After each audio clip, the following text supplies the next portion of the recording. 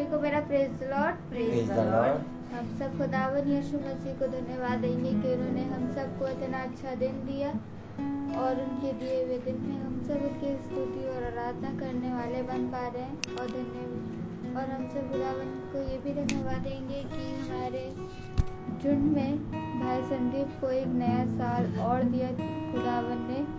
तो आइए हम सब प्रार्थना के चलते और प्रार्थना में निवेदन घर का कोई भी एक सदस्य करे।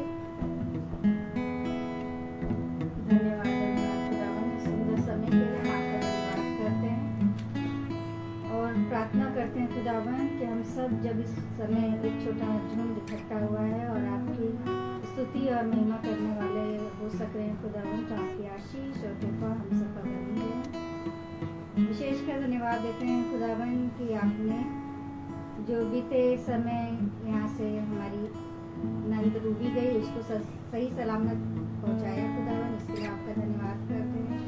और सृष्टि, पिंटू, रबेका सब लोग अच्छे से आने वाले हो सके, इसके लिए भी हम आपका धन्यवाद करते हैं खुदावन। और इस समय के लिए आपसे विनती करते हैं कि हम सबके मनों को, हृदय को शुद्ध और पवित्र कीजिए, हमारे कान शुद्ध कीजिए, जिससे कि जो वचन इस समय बोया जाए वो फलवंत होने वाला हो सके हम सबके मन में खुदावन। और जो जिस किसी भी माध्यम से इस मीटिंग को सुन रहे हैं उनके हृदय और मनों को भी पवित्र कीजिए खुदावन।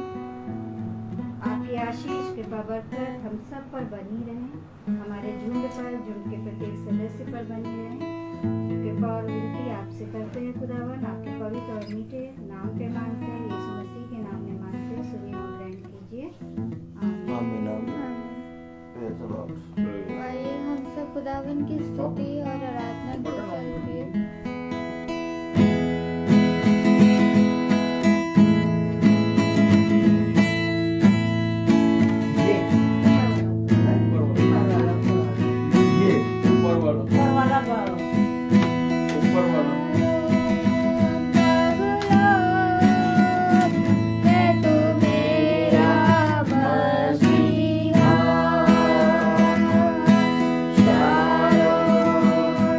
Sharon,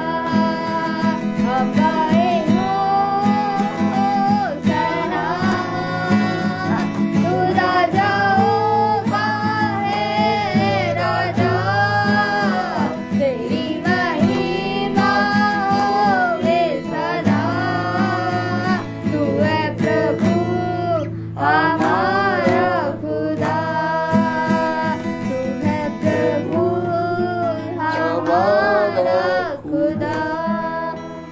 praise the Lord. Praise the Lord. आइए हम सब खुदावन के वचन की ओर चलते हैं जो खुदावन के दास हम सब के लिए लेकर आए हैं। यदि किसी के मन में कोई गवाही हो तो बोले।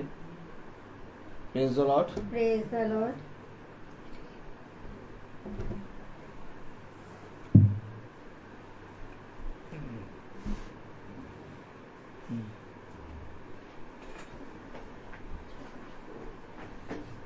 हम प्रभु को धन्यवाद देते हैं कि हमारे प्रभु कितना प्यारा है। हमारे परिवार, हमारे घर से परिवार के बच्चे और बड़े बड़े और बच्चे लोग इतनी दूर दूर गए। प्रभु आप अच्छे से लेके गए और अच्छे से आए।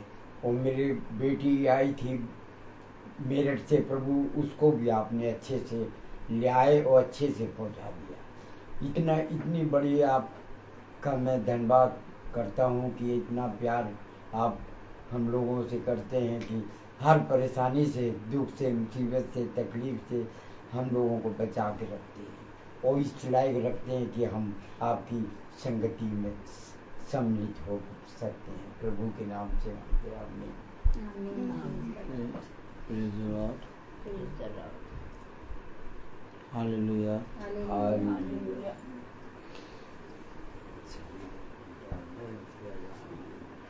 Praise the Lord. Praise the Lord. आवाज चेक कर लीजिए, आवाज आ रही है सही? Hallelujah. Hallelujah. Praise the Lord. Praise the Lord. एक बार फिर पिता ने हम सबको ये पवित्र समय दिया। सही आ रही आवाज?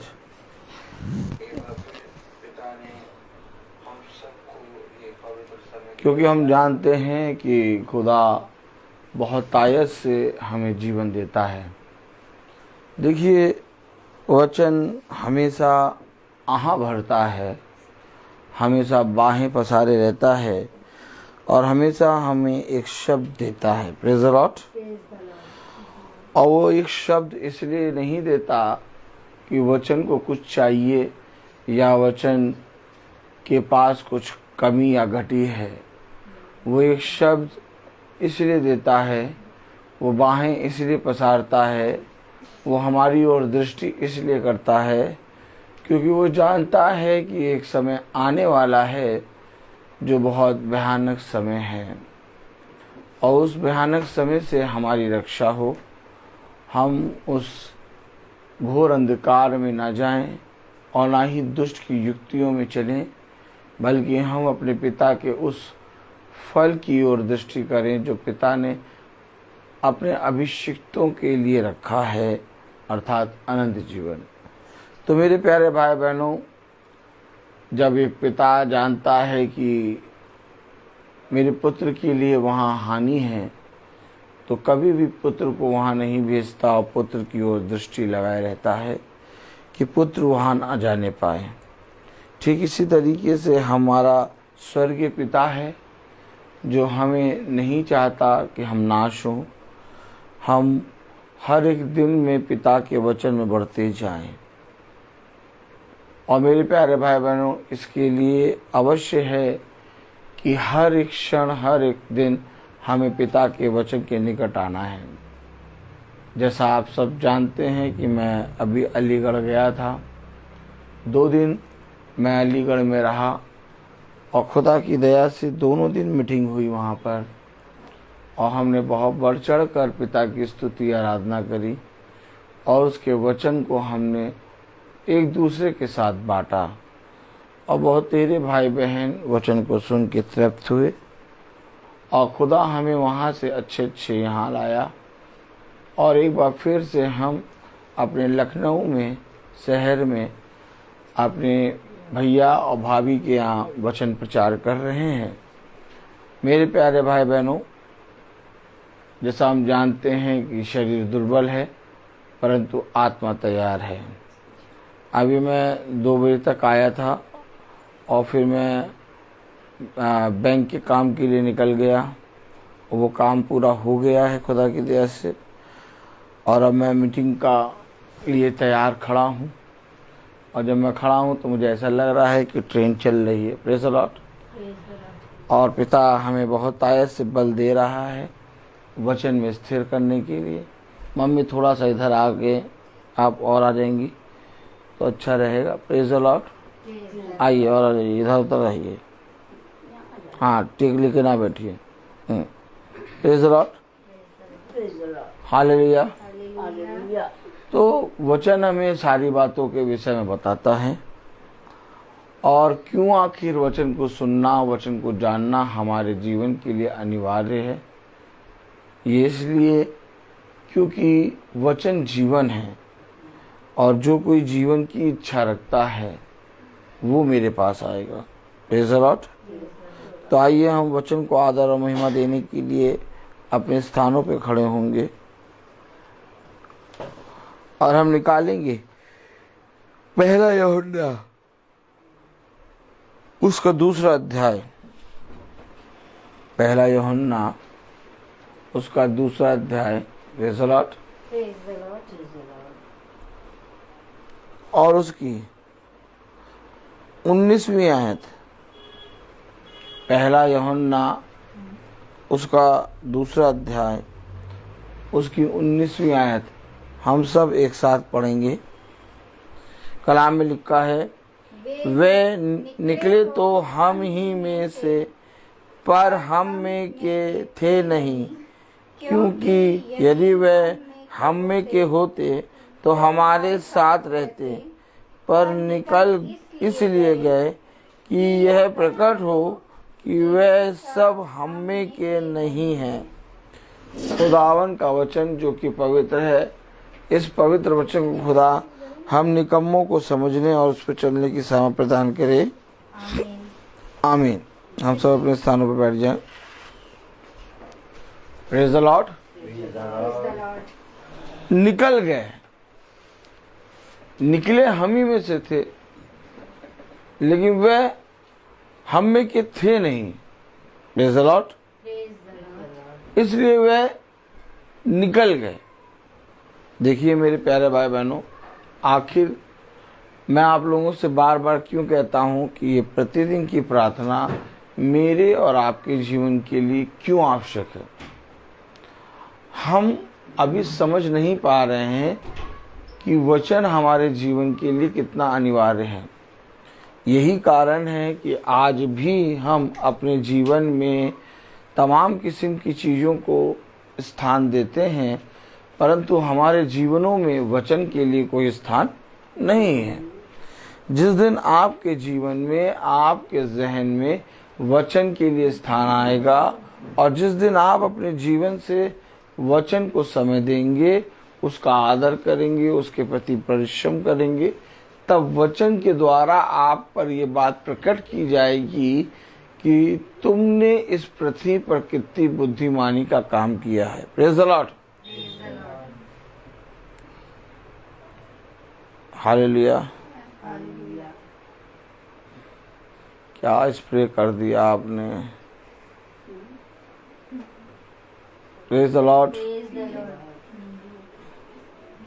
ये प्रभु। कलाम में लिखा पहला यूहन्ना दूसरा अध्याय और उसकी 19वीं आयत में, वे निकले तो हम ही में से। फिर समझें, हम ही में से हैं, हमारे ही भाई बहन हैं, हमारे ही भाई बंधु हैं। यीशु मसीह उन्हीं के बीच से निकला। आमीन।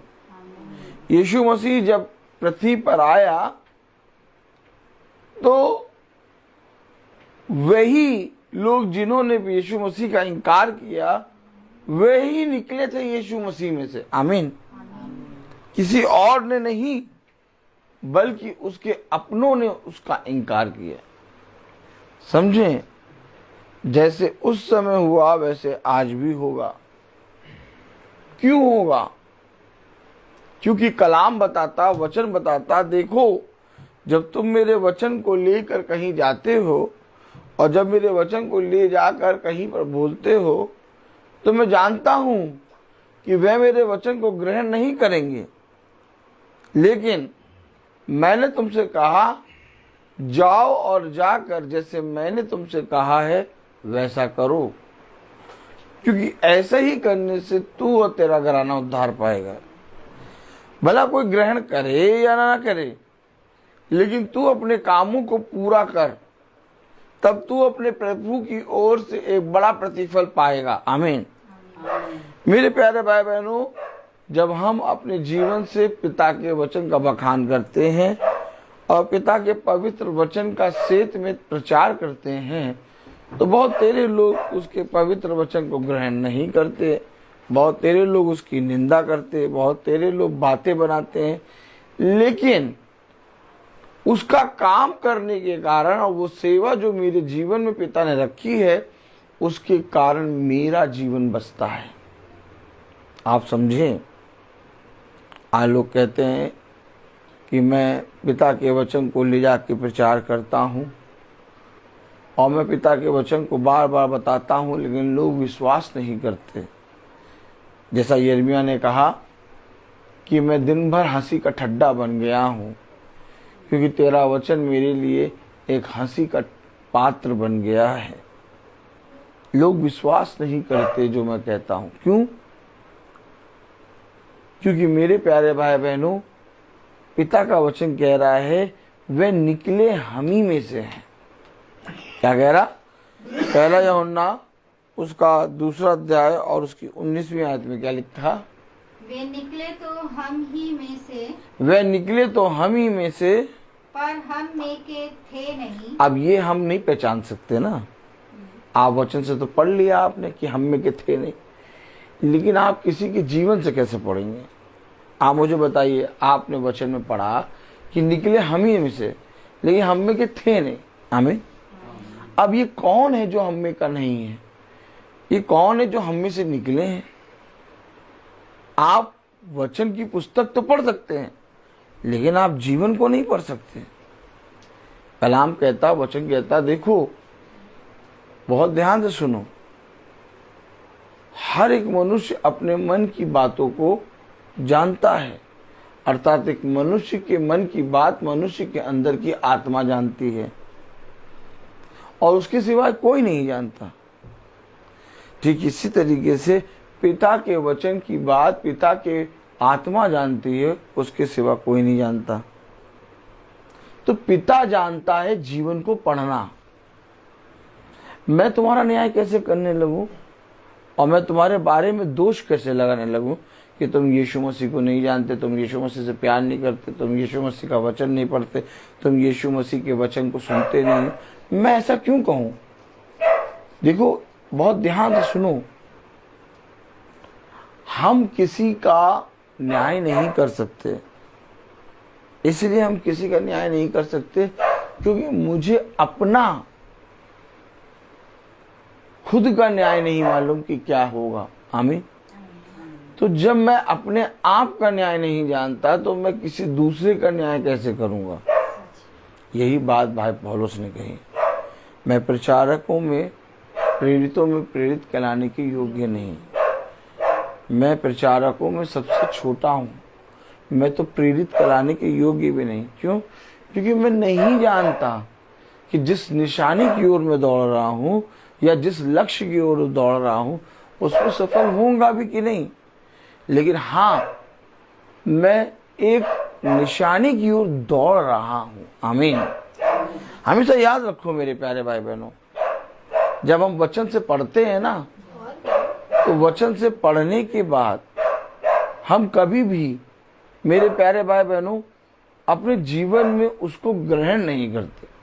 लेकिन जिस दिन हम ग्रहण कर लेते हैं, हम जीवनों को पढ़ने लगते हैं। प्रभु आपके अंदर इतनी सामर्थ्य देगा, प्रभु आपके अंदर इतना अनुग्रह देगा कि आप दूसरों के जीवनों को पढ़ने लगेंगे। कलाम कह रहा, वचन कह रहा, पहला यूहन्ना उसका 2 अध्याय और उसकी 19वीं आयत, वे निकले तो हम ही में से, वे निकले तो हम ही में से, पर हम में के थे नहीं। पर हम में के थे नहीं। देखा, इसलिए पिता कह रहा है दिन और रात हाथ से बीज को बोना ना रोक, सुबह और शाम बीज को बोते रहे, क्योंकि तुझे नहीं मालूम कि कौन सा बीज फल लाएगा और कौन सा बीज निकम्मा निकलेगा। ओह माय गॉड, आप क्या चाहते हैं? आप अपने जीवन में क्या चाहते हैं?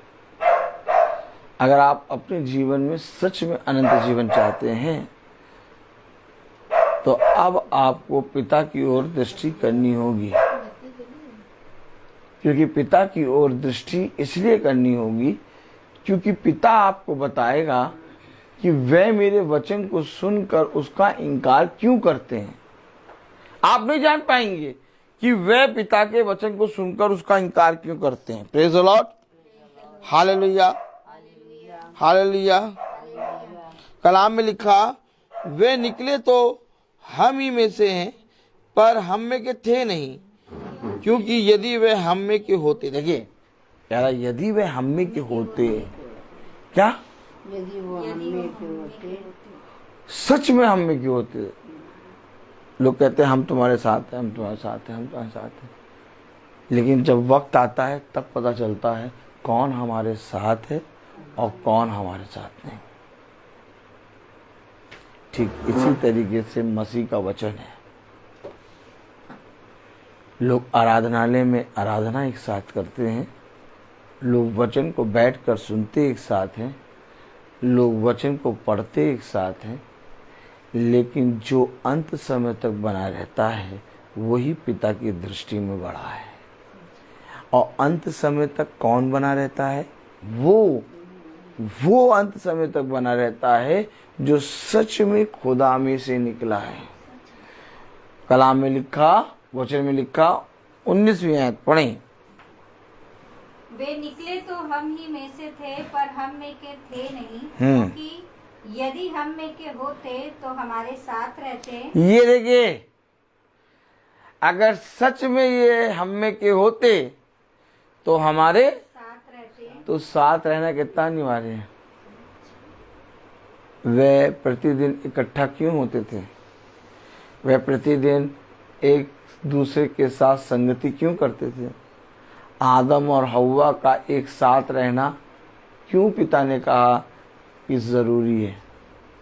क्यों आखिर में, मैं आपसे कहूँ, याजक की तरफ देखें, क्यों पिता ने कहा जिसे खुदा ने जोड़ा उसे मनुष्य अलग ना करे? यदि हम में क्यों होते तो हमारे साथ रहते। और इस साथ को पिता ने कहा था मेरी कलीसिया।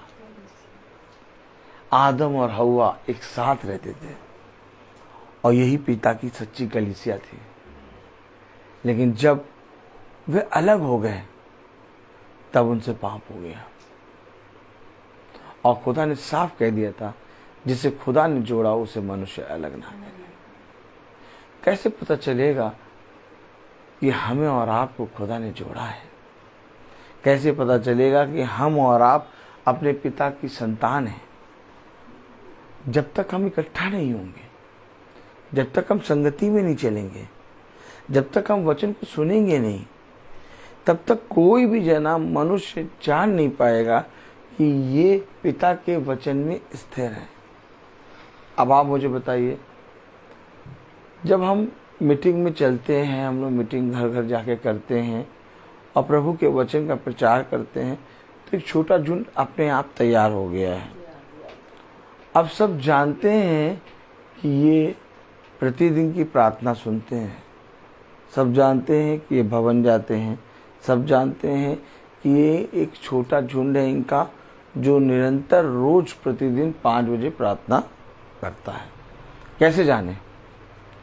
कैसे जाने बताइए? साथ रहने से, इकट्ठा रहने से, संगति करने से। इसलिए पिता ने जब हव्वा को बनाया तो हव्वा को ले जाकर आदम के पास रखा और कहा आज से ये तेरा सहायक है। और मेरे प्यारे भाई बहनों, अगर हम भी पिता के वचन से पैदा हुए हैं तो हमें भी इकट्ठा रहना है। वे निकले तो हम ही में से थे परंतु हम में के थे नहीं। यदि वे हम में के होते तो हमारे साथ रहते। देखा आपने?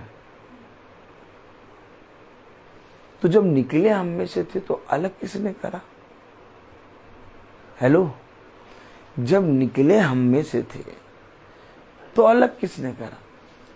जब आदम के अंदर से हव्वा निकली और उसने कहा ये नर से निकाली गई है इसलिए इसका नाम नारी होगा, तो अलग किसने करा?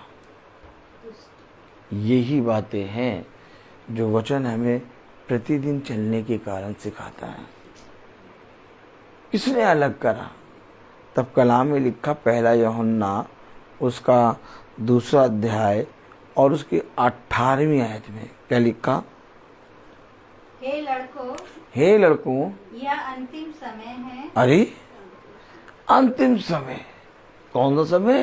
अंतिम समय। याद रखो, आप ये ना सोचो कि आपके लिए बहुत बड़ा समय है और आप ये भी ना सोचो कि आपके लिए बहुत छोटा समय है, क्योंकि कोई मनुष्य समय के बारे में नहीं जानता, लेकिन एक है जो समय का रचने वाला है।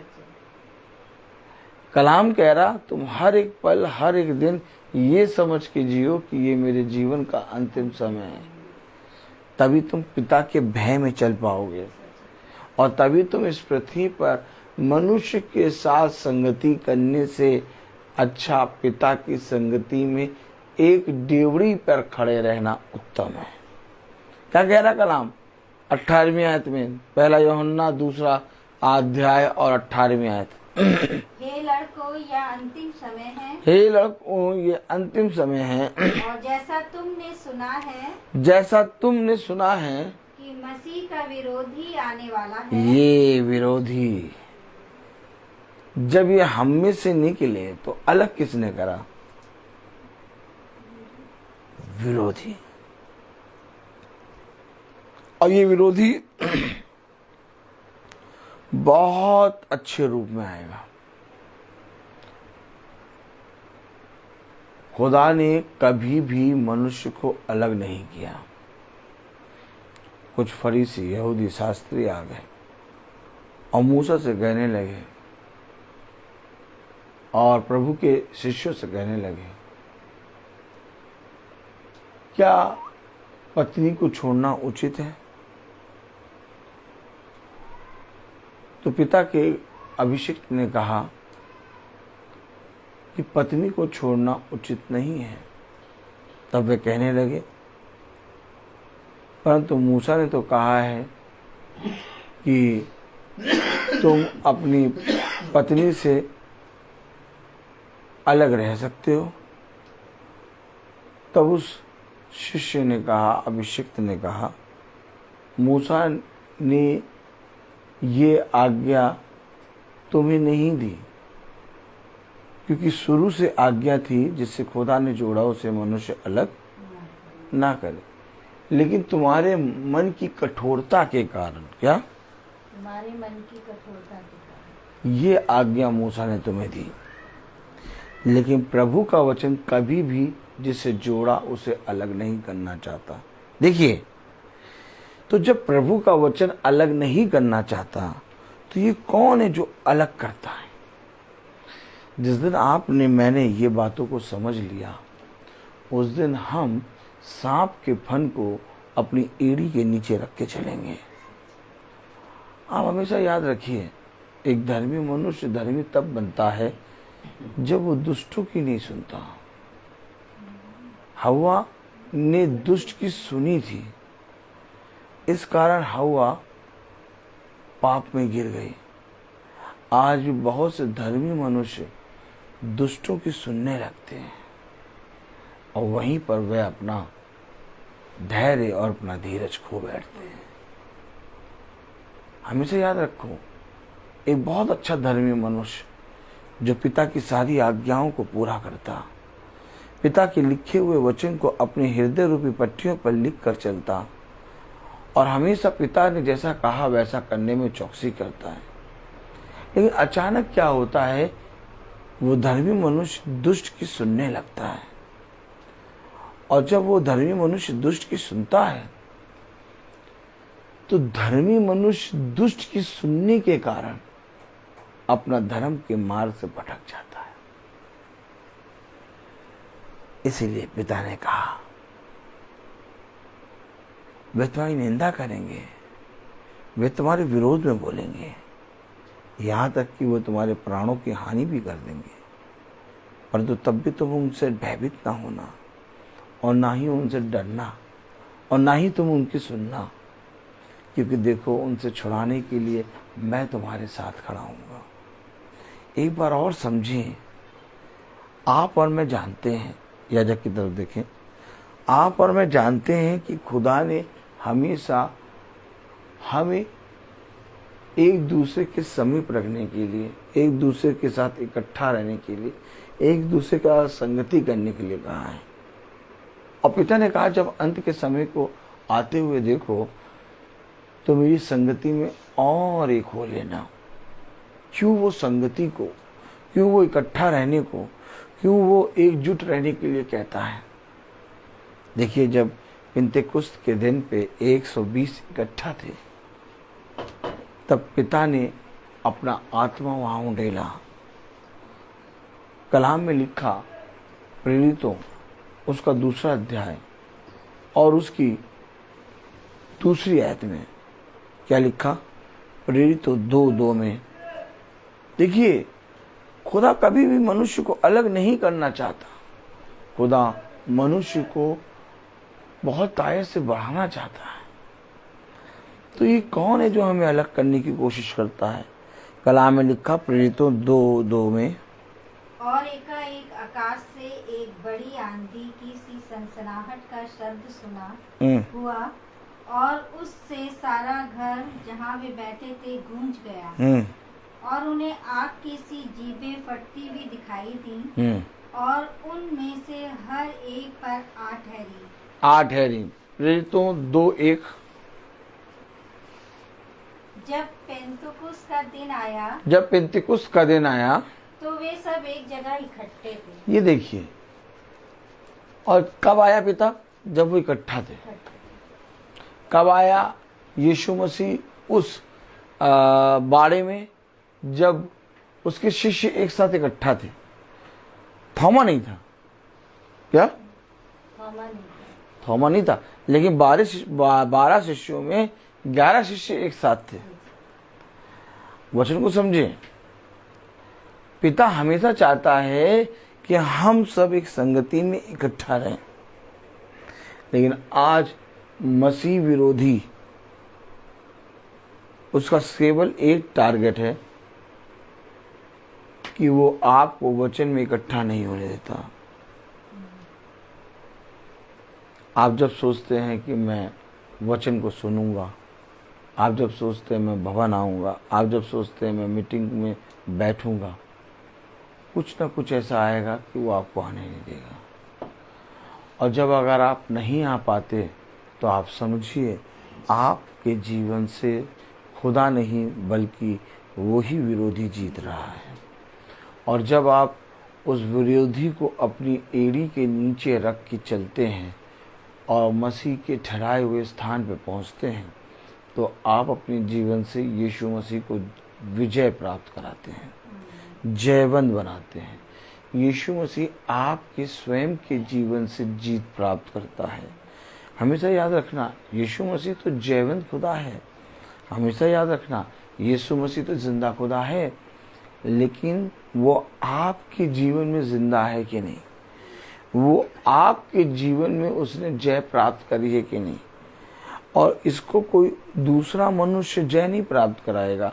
आप स्वयं जब स्थिर होंगे, आप स्वयं जब हियाब बांधेंगे, आप स्वयं जब दृढ़ होंगे, आप स्वयं जब ये इस बात पर स्थिर होंगे कि मेरा खुदावन यीशु मसीह है, तब आप अपने जीवन में यीशु मसीह को बहुत तायत से जीवित करते हैं। यीशु मसीह आपके जीवन में तब जीवित होता है जब वो विरोधी की युक्तियों को पूरी रीति से आप नाश करते और अपने खुदा की आज्ञाओं को मानते हैं। लेकिन अगर आप यीशु मसीह से प्रेम करते हैं और विरोधियों की आज्ञा को मानते और विरोधी के लिए हमेशा तैयार रहते हैं तो आप खुदा को नहीं जानते।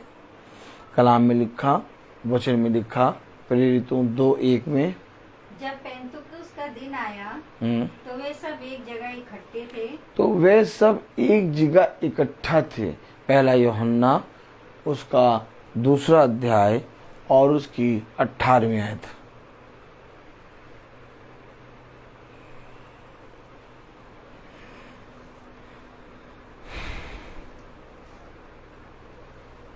हे लड़कों, यह अंतिम समय है। हे लड़कों, ये अंतिम समय है। और जैसा तुमने सुना है और जैसा तुमने सुना है कि मसीह का विरोधी आने वाला है। आने वाला है। कौन आने वाला है? विरोधी। मसीह का विरोधी। Praise the Lord. समझे, मसीह का विरोधी आने वाला है। कलाम में लिखा, उसके अनुसार अब भी बहुत से मसीह के विरोधी उठे हैं। इससे हम जानते हैं कि यह अंतिम समय है। उसके अनुसार बहुत से मसीह विरोधी उठ खड़े हुए हैं। मसीह विरोधी उठ खड़े हुए हैं क्यों? जिससे हम जानते हैं कि यह अंतिम समय है। क्यों? वचन का प्रचार करने वालों के विरोध में बोलना। वे स्वयं तो ये काम नहीं करेंगे, कभी नहीं करेंगे, लेकिन जो कर रहे हैं उनके विरोध में बातें बताएंगे और वे उनकी निंदा करेंगे। हमेशा याद रखो, वे आपके विषय में नई नई बातें बना बना के एक दूसरे को बताएंगे, ताकि कहीं ना कहीं किसी ना किसी तरीके से जो प्रचार मसीह का वचन का चल रहा है वो बंद हो जाए।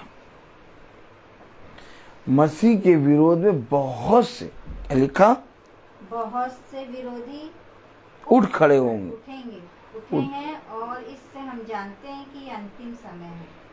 अब वचन का प्रचार कहीं नहीं हो रहा। कोई भी जना प्रतिदिन वचन का प्रचार नहीं कर रहा। और आप अगर बहुत ध्यान से देखिए, लोग अपने जीवन में हर्ष उल्लास की चीजों को मनाने में बढ़ चढ़कर भाग ले रहे हैं, लेकिन कोई भी वचन को सुनने और उसमें बैठने, उसमें चलने की तत्पर नहीं है। मेरे प्यारे भाई बहनों, यही समय है और इसी को अंतिम समय कहते हैं, जब लोग ज्योति का इंकार करें और अंधकार को प्रिय जाने। लोग सैमुअल के पास आ गए और कहने लगे, सैमुअल हमारे लिए एक राजा नियुक्त कर दे। देखा आपने, सब कुछ मिल रहा था उनको। वे बहुत अच्छे से हरी हरी चराई चल रहे थे, किसी में कोई मतभेद नहीं था। उनका सारा चीज उनको समय पे मिलता था और उसके एवरेज में उन्हें एक भी कर देना नहीं पड़ता था। पिता उनकी उपज को 2 गुना 3 गुना बढ़ाता था। वचन में लिखा कि पिता उनको इतनी सामर्थ देता था, इतनी आशीष देता था कि उनके 1 साल का अनाज 2 और 3 साल के अनाज के बराबर पिता उनको करके देता था। आमीन। और उनको किसी वस्तु की घटी नहीं थी, सब प्रेम से रहते थे। तो उन्होंने अपने लिए राजा क्यों मान लिया? क्योंकि कलाम बताता कि लोगों ने ज्योति से अधिक अंधकार को प्रिय जाना। एक भी कर एक भी बात के विषय में उन्हें दूसरे को जाके बताना नहीं पड़ता था, कर नहीं देना पड़ता था। सब काम अपने आप वे करते थे, कोई उन पर अधिकारी नहीं था। पिता ने उनको स्वतंत्र करके रखा था और स्वतंत्र होने के बावजूद पिता उनकी देखरेख करता था और पिता उनके जीवन में कोई घटी आने नहीं देता था। लेकिन इसके बाद भी उन्होंने सैमुअल के पास जाके कहा, सैमुअल सैमुअल हमारे लिए एक राजा नियुक्त करते हैं। देखा आपने देखा कैसे मसीह विरोधी आत्मा उनके अंदर आ गई, कैसे आ गई। उन्हें ये बात किसने बता दी कि हमारे लिए एक राजा नियुक्त कर दे। सैमुअल बहुत ज्यादा दुखी हुआ। सैमुअल बहुत दुखी हुआ। खुदा ने सैमुअल से कहा, तू दुखी ना हो, उन्होंने तेरा नहीं मेरा इनकार किया है। उन्होंने मुझे तुच्छ जाना है, उन्होंने मुझे राजा माना ही नहीं। देखिए वचन क्या कहता है। मसीह विरोधी कौन है? हर एक वो मनुष्य जो बिना जाने समझे, जो मसीह के वचन का कार्य कर रहे हैं, उनके बारे में बोलता है। मेरे प्यारे भाई बहनों, आज वो समय आ गया है कि कोई मनुष्य आपके विषय में सुनना नहीं चाहेगा। यहाँ तक कि आप जब बीमार होंगे तो आपको देखने भी कोई नहीं जाएगा। सब बिजी हैं, और उस बिजी समय में खुदा ने कुछ अभिषिक्तों को चुन लिया जो इस संसार की चीजों में व्यस्त नहीं होंगे, जो मेरे वचन में दिन प्रतिदिन पूरी ईमानदारी से लोगों के बीच में मेरे वचन को सेत में देंगे। और आज भी मेरे प्यारे भाई बहनों, कई ऐसे अभिषिक्त इस पृथ्वी पर हैं जो सेत में पिता के वचन को दे रहे हैं। वे किसी मनुष्य का मुंह देख के, या किसी मनुष्य की वाहवाही सुन के, या संसार की धन दौलत देख के नहीं दे रहे, बल्कि वे पिता का भय मानकर और अपने पिता को पिता ग्रहण करके अपने पिता की गवाही दे रहे हैं। इसके बावजूद लोग उन अभिषिक्तों के विरोध में बातें कर रहे हैं। क्यों? क्योंकि ऐसा लिखा है। पहला यूहन्ना उसका 2 अध्याय और उसकी 18वीं आयत में क्या लिखा? हे लड़कों, यह अंतिम समय है। हे लड़कों, ये अंतिम समय है। और जैसा तुमने सुना है कि मसीह का विरोधी आने वाला है, उसके अनुसार अब भी बहुत से मसीह के विरोधी उठे हैं। इससे हम जानते हैं कि यह अंतिम समय है। क्योंकि मसीह के विरोध में बहुत से लोग बातें कर रहे हैं। मसीह कौन? जो पिता के वचन को आज के वचन के समय के संदेश से सिखाता है। मसीह कौन? जो पिता के वचन में अपने शरीर को मारता और अपनी आत्मा को जिलाता है। मसीह कौन? जो शरीर के अनुसार तो मरा, परंतु आत्मा के अनुसार जीवित। हमेशा याद रखो, एक सच्चा मसीही इस पृथ्वी पर कलेश, विपत्ति और लोगों के मनुष्यों के मुंह को नहीं देखता। एक सच्चा मसीही हमेशा पिता का भय मानकर उसके निर्धारित समय पर आके खड़ा हो जाता है। जीवन में हमें हर एक जगह पर खड़े रहने का अवसर पिता देता है। एक समय था जब हम अपने माता पिता की संतान बन के खड़े थे। फिर एक समय आया जब हम एक पत्नी के पति बन के खड़े हुए हैं। फिर एक समय आया जब हम एक बच्चे के माता पिता के रूप में खड़े हुए हैं। फिर एक समय आया जब हम अपने जीवन में बहुत से उत्तम स्थान पर खड़े हुए। ये सारे स्थान जहाँ जहाँ हम खड़े होते हैं हम प्राप्त नहीं कर सकते। इसमें से एक भी स्थान आप अपने कुवत से, अपने परिश्रम से प्राप्त नहीं कर सकते, क्योंकि आप नहीं जानते कि आपकी उम्र क्या है। लेकिन पिता आपको इस पृथ्वी पे बढ़ाता है और एक उत्तम स्थान पे लाके खड़ा करता है। ठीक इसी तरीके से जैसे पिता हमें बढ़ाता है और उत्तम स्थानों पे लाके खड़ा करता है, एक मसीह के लिए मसीह का वचन जहाँ से प्रचार किया जाता है वो एक सबसे उत्तम स्थान है। फिर चाहे वो जितना थका हो, चाहे उसके शरीर में बल हो या ना हो, चाहे वो कहीं पर भी गया हो, लेकिन वो मसीह के वचन में उस समय पर उपस्थित होगा। और मेरे प्यारे भाई बहनों, यही है मसीह का भय। हमेशा याद रखना, हमेशा याद रखना, मसीह का वचन बोलता है कि तुम्हारे अंदर से तुम्हारे शरीर की अभिलाषाओं का नाश होना चाहिए और तुम्हारे अंदर से मेरे वचन को सामर्थ और आदर और महिमा मिलना चाहिए। हमेशा याद रखो, हम अपने मसीह का नाम कस कस के चिल्ला कर लें, परंतु उसके ठहराए हुए समय पे इकट्ठा ना हो तो हमारा सब कुछ करना व्यर्थ है। ये अवश्य है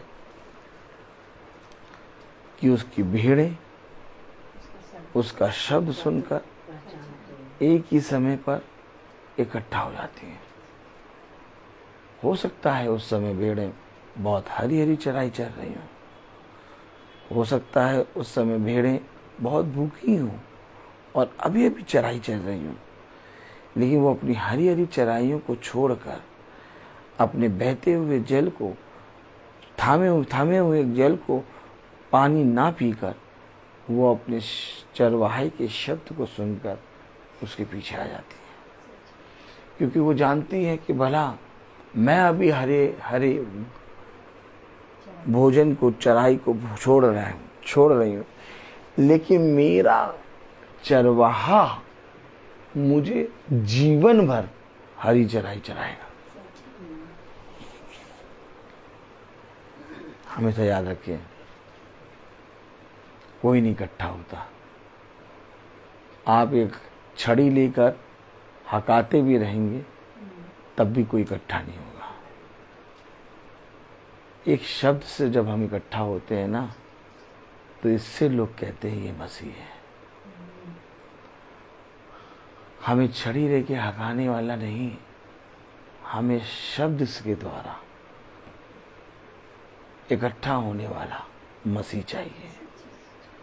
और पिता ने साफ कह दिया, मेरी भेड़ें मेरा शब्द पहचानती हैं। इन आयतों को मैं कल फिर प्रचार करूंगा, अगर पिता चाहेगा तो। मैं बोलता हर चीज का है। तो आइए हम प्रार्थना में चलेंगे, और मेरा निवेदन है हमारी भाभी से कि वो प्रार्थना में अगुवाई करें।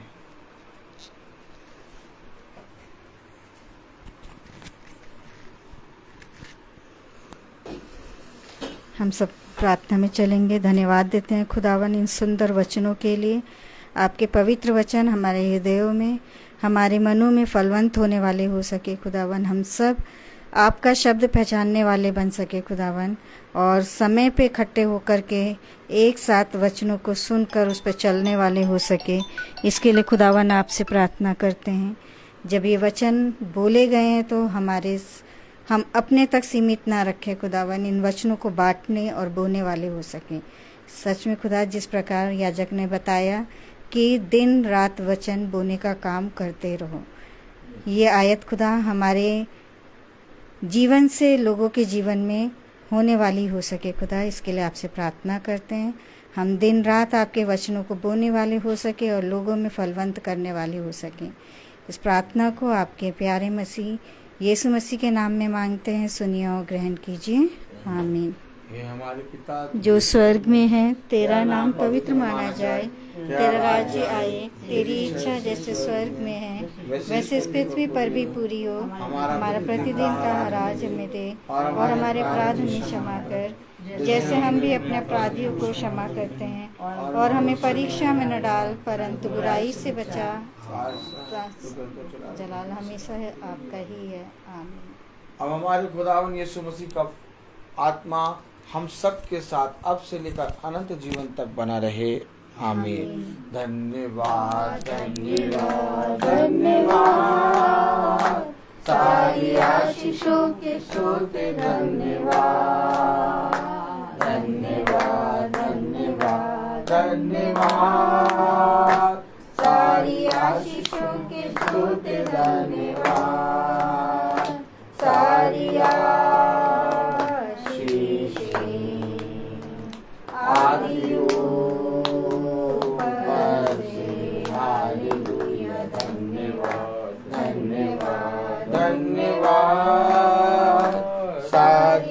आशीषों की सोते धन्यवाद। हम प्रार्थना में चलेंगे भाई संदीप के लिए।